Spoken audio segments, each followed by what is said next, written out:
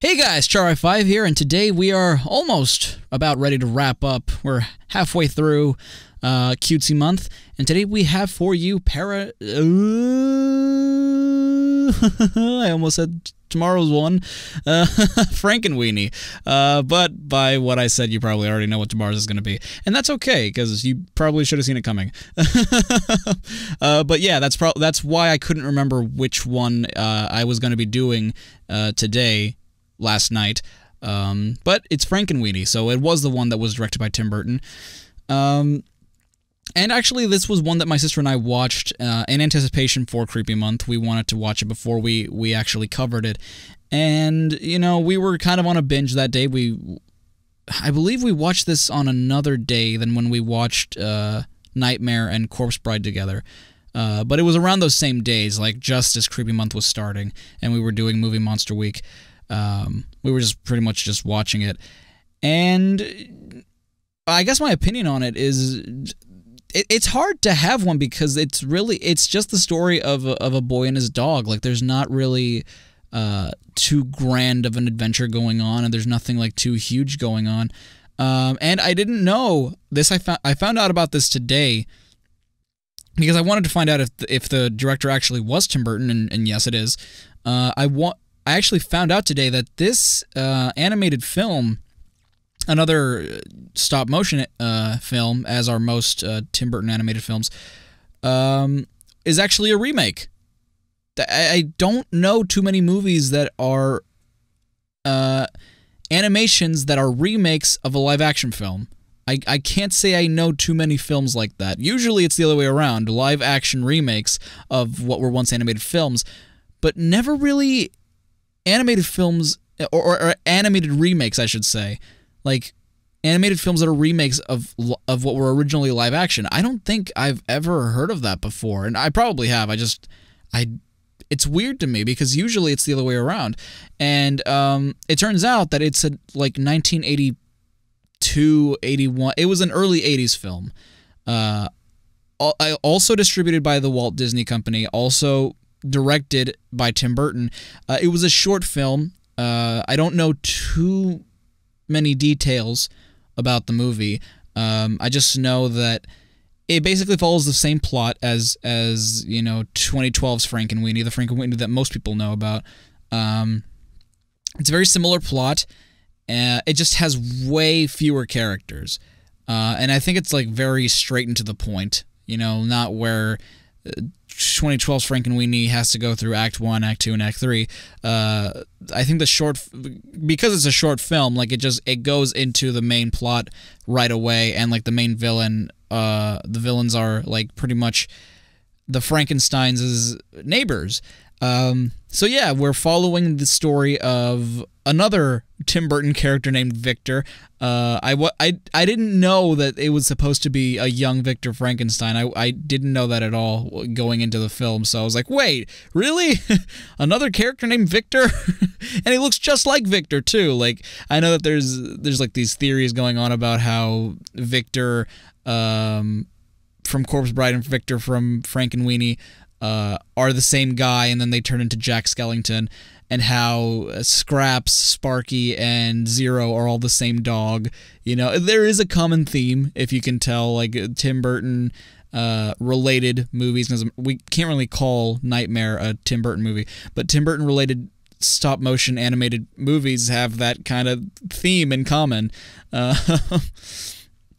But yeah, and also there's like a character called Elena, I think, in Frankenweenie, which would kind of be a parallel to Emily in a way, because they both start with E, and you know, they're kind of love interest, but kind of not. I don't know.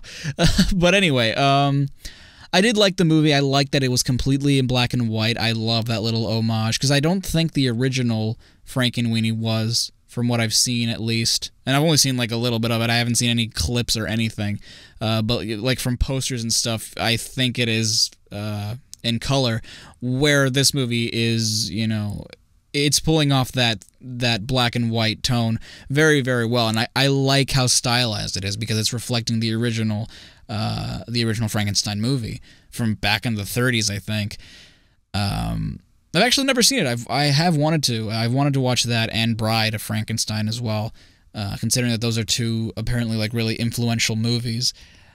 But in terms of what I like about the plot or like what I think about it as a whole, I do think that it's a very relatable movie, I think, for kids, because when we're kids and we have pets, I think that's ironically, and this is going to sound really dark and maybe even weird to a lot of people, but I think pets sort of serve the purpose not only of companionship, but also to teach kids about death.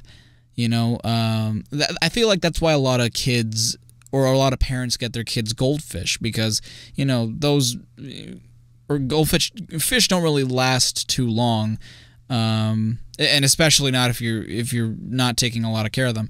But it teaches children responsibility. It teaches kids, you know, companionship, loyalty, and also about death, because inevitably and unfortunately, animals' lives are their lifespans are much shorter than humans, so, you know, they do pass on rather quickly, and usually when we're at a young age and we don't understand the concept of death very well, we don't understand the concept of, oh, they're never coming back.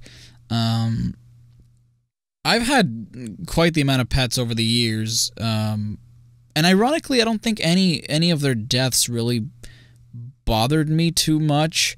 I had a goldfish, a blackfish, and like 3 other like tiny goldfish that might have been in a separate family than actual goldfish, and they all died, and I don't remember being all too upset about it. I was pretty upset when my first goldfish died, because he was the first one I got, and ironically the last one to die as well, so he outlived everyone, and I had him the most, Rex. My cousin had a Dalmatian that I remember loving a lot, and I think one day it just ran away. And I was sad about that, but I wasn't like all too bummed out about it. The one that I remember probably the most was that same cousin actually gave me a hamster, who I very originally named Hamtaro. And unfortunately, we didn't really have anyone to leave him with while we went on vacation to Mexico. So I left him food and I left him water, and I left him in my room, thinking, you know what, you'll have enough food and water to last, you know, the few weeks we'll be gone, almost the month that we'll be gone, I think it was. And I guess my parents must have known that by the time we got back, he'd be dead. They'd never really liked that hamster. So when I came back and I went to go see my hamster, he was all dead, and I held him in my hand thinking he'd still be alive, and he was all stiff and creepy looking and dead, and I screamed and I dropped him and I cried.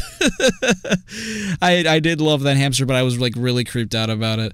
But it's a process, you know, and I think this movie really hits the nail on the head in terms of how, you know, as kids we want to have those pets back. You know, we wish we could find a way to bring them back because they were our friend.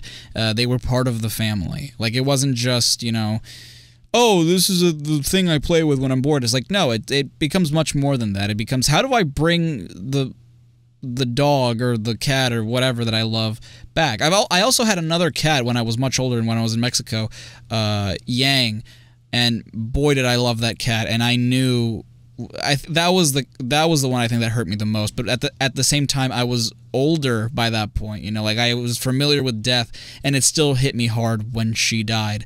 I didn't even really know when she died because she was pregnant at the time with kittens, and oh, no shit. Well, what else would she be pregnant with? But at the same time, during her pregnancy, I guess she got like a tumor or something, and she started bleeding from her tummy. And I knew that she was in pain. And sometimes she would like go over and want me to pet her, and I don't know, for some reason it just made me really sad, until one day, you know, I stopped seeing her.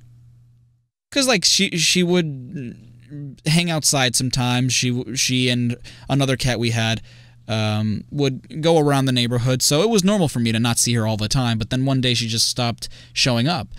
And, you know, my mom had to break it to me that my dad had found her dead. But she had the kittens, and we had to give most of them away. And the ones that stayed didn't even love us, so there was no point. But I was really sad when she died. So this movie, I think, again, hits the nail on the head. Like, if at that age I could have brought her back, I would have done the same thing Victor did. It's a very nice movie. There's nothing all too special about it. I couldn't really talk about the piece. It looks like Victor has a black eye instead of a closed one. What I wanted to do was have Sparky licking him, but then I realized, oh, I made him close the wrong eye. Shit. What do I do now?